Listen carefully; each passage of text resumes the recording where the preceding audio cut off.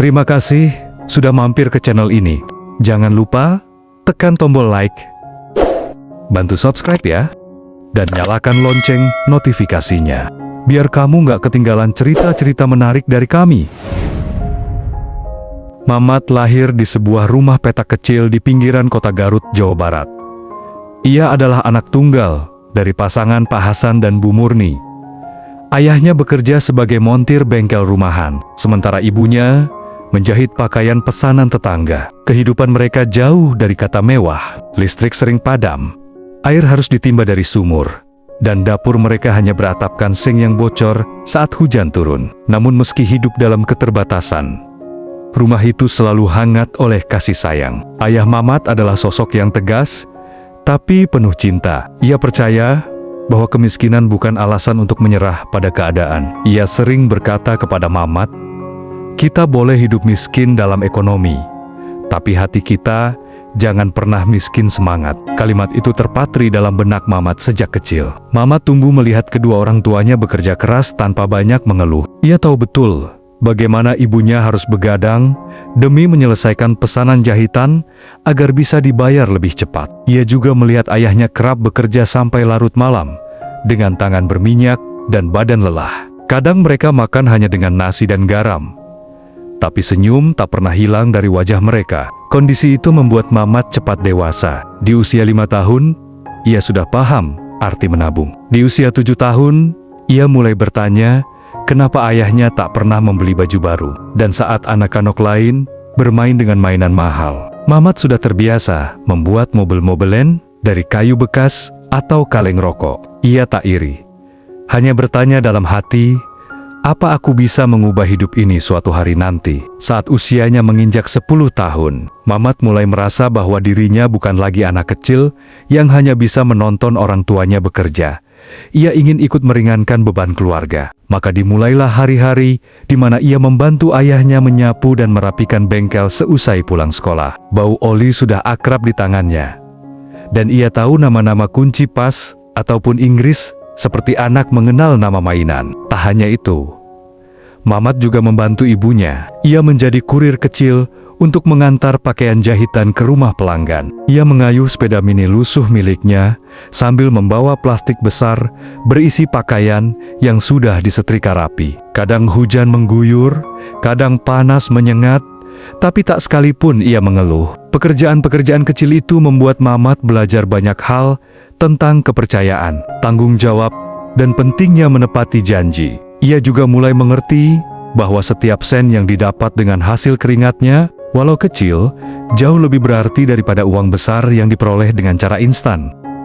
Mamat mulai menabung dari upah-upah kecil yang diberikan ayah dan ibunya. Ia menyimpan uang recehan di dalam kaleng susu bekas yang ditaruh di bawah tempat tidurnya. Setiap kali kaleng itu mulai berat, ia akan tersenyum sendiri seolah menyimpan harapan dalam tiap koin yang dikumpulkannya. Ia belum tahu mau jadi apa, tapi satu hal yang pasti, ia tak ingin terus berada di posisi yang sama. Ia ingin membawa keluarganya keluar dari lingkaran hidup pas-pasan ini. Dan ia tahu, jalan satu-satunya adalah kerja keras. Saat duduk di bangku kelas 6 SD, Mamat mulai memutar otaknya untuk mencari cara menambah pemasukan keluarga tanpa mengganggu sekolah. Ia melihat peluang dari teman-temannya yang suka jajan di kantin, tapi sering mengeluh karena harganya mahal. Dari situlah ide jualan muncul. Mamat meminta izin kepada ibunya untuk menjual gorengan buatan sendiri, tempe mendoan, bakwan, dan tahu isi yang biasa mereka buat untuk makan sore. Setiap pagi, sebelum berangkat sekolah, Mamat akan membantu ibunya menggoreng. Ia membungkus gorengan itu dalam plastik-plastik kecil, lalu memasukkannya ke dalam tas. Di kelas, saat istirahat, ia mulai menawarkan dagangannya. Awalnya beberapa teman menolak karena gengsi, tapi lama-lama mereka datang sendiri karena tahu rasanya enak dan harganya lebih murah. Bahkan, beberapa guru juga ikut membeli. Tak hanya gorengan, Mamat juga mulai menjual permen eceran, karet, gelang, warna-warni, dan bahkan pulpen bekas yang ia perbaiki dari barang sisa. Ia menjadi sosok kecil yang dikenal mandiri dan rajin. Meskipun beberapa teman mengejeknya, ia tak peduli. Baginya, menjual bukan sesuatu yang memalukan, justru membanggakan. Ia belajar berdiri di atas kaki sendiri, bukan meminta-minta. Dari keuntungan kecil setiap harinya, ia sisihkan untuk membantu ibunya membeli bahan pokok. Sebagian lagi ia tabung untuk keperluan sekolah. Ia mulai bermimpi bisa melanjutkan sekolah ke jenjang yang lebih tinggi. Dan setiap malam sebelum tidur, Mamat selalu berdoa dalam hati, "Ya Tuhan, semoga besok gorenganku laku lagi. Aku mau sekolah lebih tinggi. Aku pengen bisa kuliah. Aku mau bantu ibu dan ayah." Libur panjang setelah lulus SD seharusnya jadi momen bersenang-senang bagi anak-anak seusianya. Tapi tidak bagi Mamat. Ia justru mendaftarkan diri menjadi kuli bangunan di proyek kecil dekat rumahnya. Pekerjaan itu ia dapat setelah ayahnya merekomendasikan ke mandor setempat. Tugasnya sederhana: mengangkat pasir, mencampur semen, dan mengantar bata. Meski tenaganya masih kecil, semangatnya melampaui orang dewasa. Hari-harinya kini dipenuhi debu dan panas matahari. Tangannya kapalan, kakinya lecet karena sepatu yang kekecilan, tapi wajahnya tetap memancarkan semangat. Mandor pun terkesan dengan etos kerjanya. Ia bahkan memberi Mamat upah lebih karena kerjanya cepat dan tak banyak bicara. Bagi Mamat, itu adalah bentuk penghargaan yang luar biasa. Uang hasil kerja pertamanya, ia serahkan semua ke ibunya, sambil berkata, "Ini buat beli beras, Bu.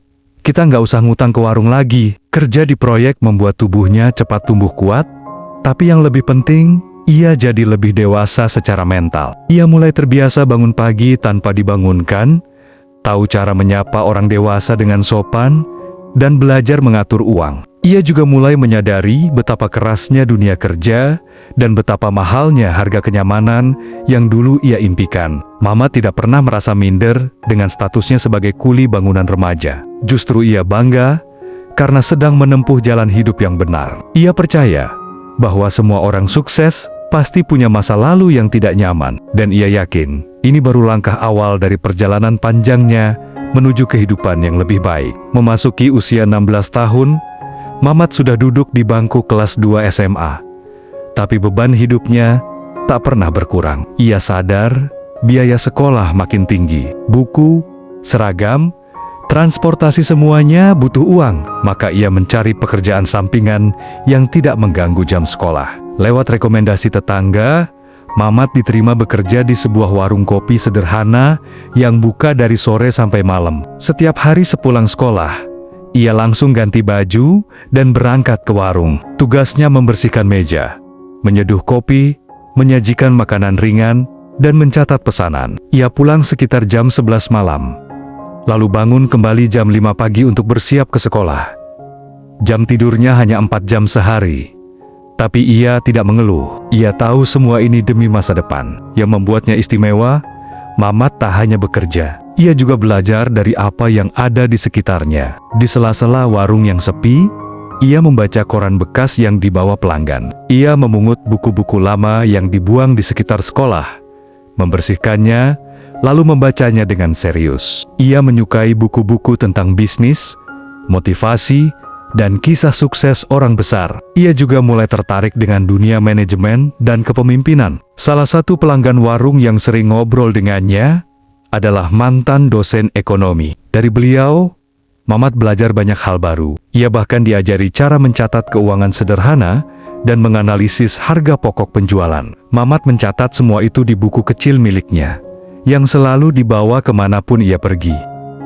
Dari warung kopi sederhana itulah, Mamat mulai bermimpi lebih besar. Ia ingin suatu saat nanti punya bisnis sendiri, mengelola orang, menciptakan lapangan kerja, dan tentu saja membahagiakan orang tuanya. Ia tahu jalannya masih panjang, tapi langkahnya semakin mantap. Ia sudah mulai menyiapkan diri untuk masuk ke dunia nyata yang sesungguhnya. Setelah lulus SMA, Mamat tidak langsung kuliah seperti teman-temannya. Ia tahu orang tuanya tidak punya cukup uang untuk biaya masuk universitas. Tapi ia tidak menyerah. Ia percaya bahwa belajar tidak harus selalu lewat bangku kuliah. Maka ia memutuskan mencari pengalaman langsung di lapangan. Dengan bantuan kenalan ayahnya, ia diterima magang di sebuah perusahaan kecil distribusi barang. Posisinya sangat dasar, office boy. Ia menyapu kantor, mengantar dokumen, membuatkan kopi untuk staf. Tapi Mamat tak pernah memandang rendah pekerjaannya. Ia justru melihat ini sebagai peluang emas untuk belajar dari dekat bagaimana sebuah perusahaan bekerja. Setiap pagi, ia datang lebih awal. Ia merapikan ruangan dan meja dengan rapi, mendengarkan percakapan para karyawan dengan seksama, dan mencatat istilah-istilah yang tidak ia pahami untuk dipelajari di rumah. Lama-lama, para karyawan mulai memperhatikannya. Mereka kagum dengan ketekunannya dan sikap hormatnya. Salah satu supervisor mulai memberinya tugas tambahan, mengecek data barang, membantu input laporan, hingga menyiapkan arsip. Mamat menjalankan semuanya dengan teliti. Ia bahkan sering memberikan ide sederhana yang mempercepat alur kerja kantor. Dalam waktu 6 bulan, Mamat sudah lebih paham sistem kerja kantor daripada banyak offline yang sudah bertahan-tahan di sana. Ia mulai dipercaya sebagai asisten administrasi. Meskipun statusnya masih magang, ia senang bukan karena naik posisi, tapi karena satu hal.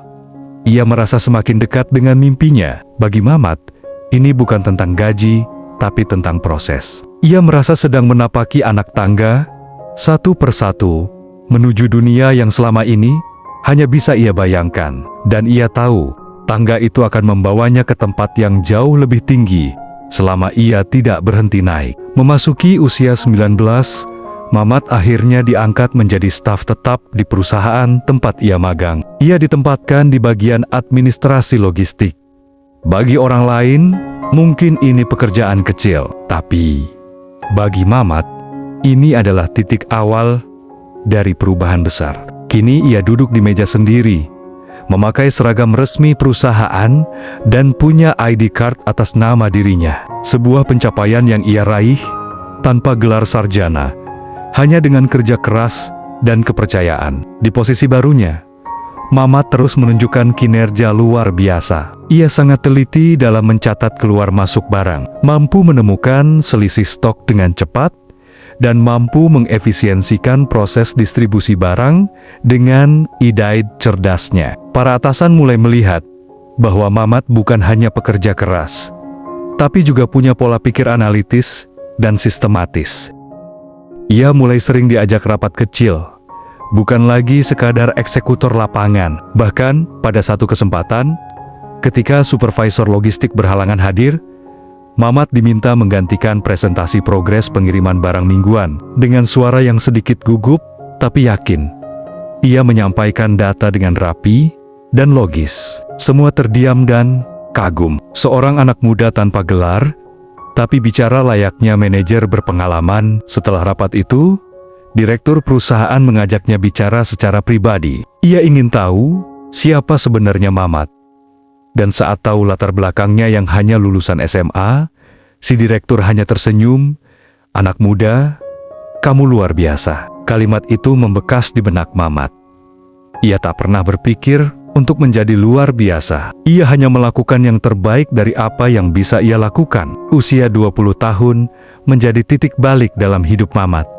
Dalam kurun waktu kurang dari 2 tahun, ia diangkat menjadi kepala bagian logistik. Jabatan yang biasanya diisi orang dengan pengalaman 5-10 tahun, kini dipercayakan padanya. Keputusan ini sempat menuai protes dari beberapa karyawan senior. Tapi manajemen bersikeras, karena data kinerja Mamat memang tak terbantahkan. Di posisi barunya, Mamat menangani lebih banyak orang, memimpin tim, dan bertanggung jawab atas proses distribusi ke seluruh cabang. Ia menyusun ulang SOP, mengurangi keterlambatan pengiriman hingga 40%, dan membuat sistem pelaporan digital sederhana yang mempermudah koordinasi. Ia dihormati bukan karena jabatan, tapi karena integritas dan hasil nyata yang ia berikan. Suatu hari, ia dipanggil menghadiri rapat direksi besar rapat tahunan yang hanya dihadiri oleh jajaran tertinggi perusahaan. Mamat awalnya bingung, karena ia belum pernah diundang ke forum sekelas itu.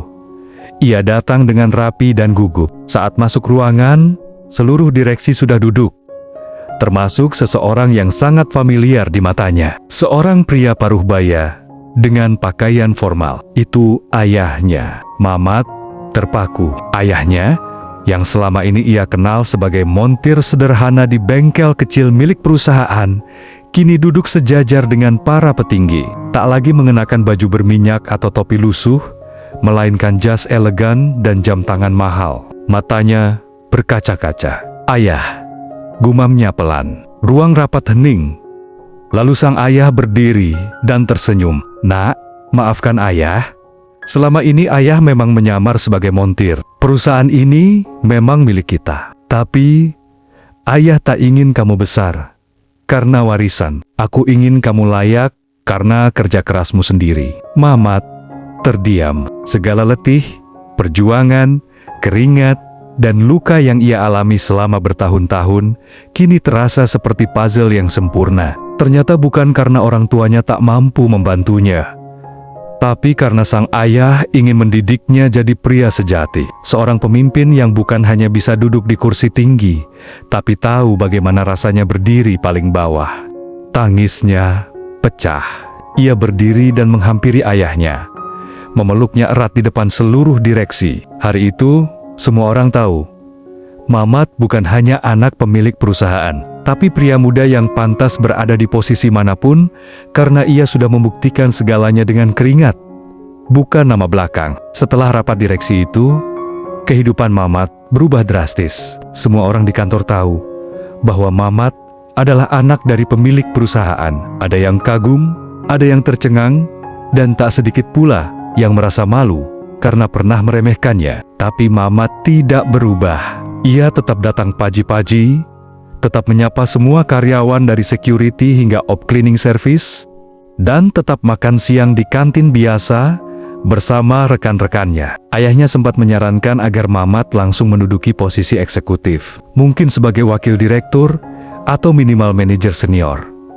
Tapi Mamat menolak. Ia merasa masih banyak yang perlu ia pelajari dari bawah. "Kalau aku langsung loncat ke atas, aku tidak akan pernah benar-benar tahu bagaimana rasanya memimpin dari akar," katanya tegas. Sebaliknya, ia malah mengajukan program pelatihan untuk anak-anak muda di sekitar pabrik. Ia merekrut anak-anak dari keluarga tak mampu dan memberi mereka pelatihan kerja gratis. Ia ingin memberi kesempatan kepada mereka seperti yang dulu ia harapkan, tapi tak pernah dapat. Ia membangun ruang pelatihan kecil di gudang kosong belakang kantor dan mengundang relawan profesional untuk mengajar. Tak hanya itu, Mamat juga mulai aktif memberikan motivasi ke berbagai sekolah dan komunitas remaja. Ia bercerita tentang hidupnya yang dimulai dari usia 10 tahun jadi kuli, hingga kini dipercaya mengelola perusahaan besar. Bukan untuk menyombongkan diri, tapi untuk menunjukkan bahwa kesuksesan tidak bergantung pada warisan, tapi pada tekad dan kerja keras yang konsisten. Mamat tak hanya tumbuh sebagai pemimpin muda yang cerdas,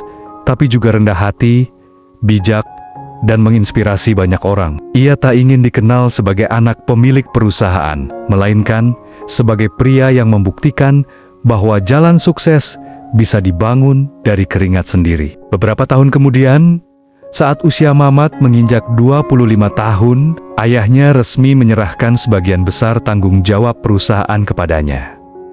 Tapi Mamat menolak disebut sebagai direktur utama. Ia lebih senang menyebut dirinya pelayan bagi semua bagian perusahaan. Ia percaya bahwa pemimpin bukanlah orang yang duduk paling tinggi, tapi yang berdiri paling depan ketika ada masalah, dan paling belakang saat ada pujian.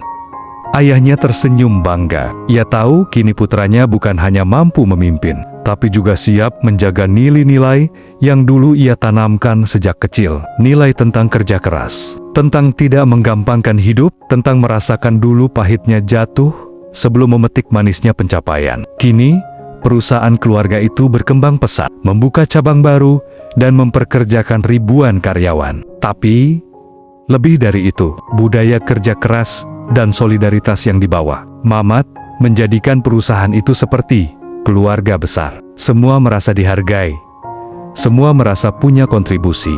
Mamat tidak pernah menyesal dibesarkan dengan keras dan sederhana. Ia justru bersyukur karena ia tahu jika sejak awal ia dimanja dan diberi kemudahan, mungkin ia tak akan pernah tumbuh menjadi dirinya yang sekarang. Di usia mudanya, ia telah menjadi simbol dari tekad yang tak bisa dibeli oleh apapun. Dan ketika suatu hari ia ditanya oleh seorang anak muda dalam seminar, "Bang, warisan apa yang paling berharga dari orang tua Bang Mamat?" Mamat menjawab sambil tersenyum, "Bukan perusahaan ini, tapi pelajaran bahwa tidak ada yang lebih berharga dari kerja keras dan ketulusan."